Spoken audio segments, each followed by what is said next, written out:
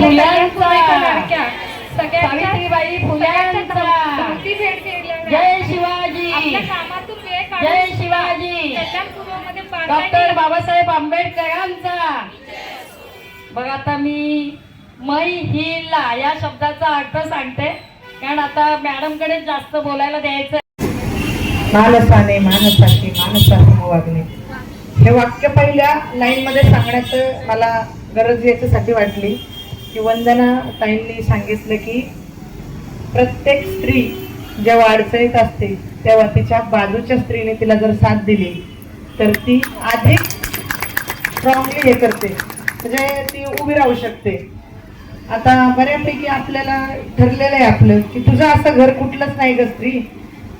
बाप म्हणतो तू दुसऱ्याचं परक्याचं धन आणि सासरचे म्हणतात तू दुसऱ्याची लेक, म्हणजे दुसऱ्या घरातून आलेली.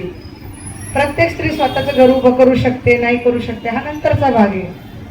तर तिच्या आजूबाजूचे असलेले जे आहेत तिचे मैत्रिणी म्हणा, शेजारी म्हणा, त्या तिच्या मैत्रिणी सहचरणी म्हणजे एक स्ट्रॉंग तिच्या बाजूने उभं राहणारा कोणतरी असेल तर ती त्या घरात त्या परिसरात रमून जाते आणि जगण्याची तिला उमेद वाढत जाते.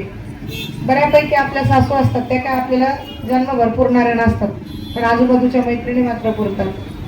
अगदी सांडगे पापड टाकण्यापासून ते लग्नाच्या तयारीपर्यंत ते आपल्या बरोबर असतात, नाही का. म्हणजे गृहिणींचं तर मला फार आवडतं बाबा. म्हणजे फायनान्शियल इंडिपेंडन्स त्या नसल्या तरी सुद्धा त्या मैत्रिणी म्हणून फार जपतात. म्हणजे काय ग आज तुझे सांडगे करायचे का, उद्या माझे पापड करायचे का. हा पण तोच भाग आहे. हे आयुष्य फक्त सांडगे पापड पर्यंत मर्यादित ठेवू नका. हे आयुष्य आणि ही जी संकट आहेत, हा जो आधार आहे तो फक्त तुझे पापड लाटायला येऊ का, तुझ्या कुरड्या करायला येऊ का तिथपर्यंत नसावा.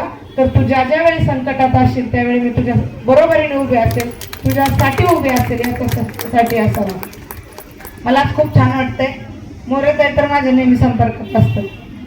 आता मायाताई निवडून आल्यापासून थोडं पोलीस स्टेशनला आमचं जरा कमी झालं, पण मायाताईंना पण मी जवळजवळ 7-8 म्हणजे जशी इथं आले तशी. एक पुरुष शिकला तर तो फक्त तोच शिकतो, आणि एक स्त्री शिकली, एक स्त्री सजग झाली, एक स्त्री अलर्ट झाली तर ती पुढच्या 7 पिढ्या अलर्ट करते.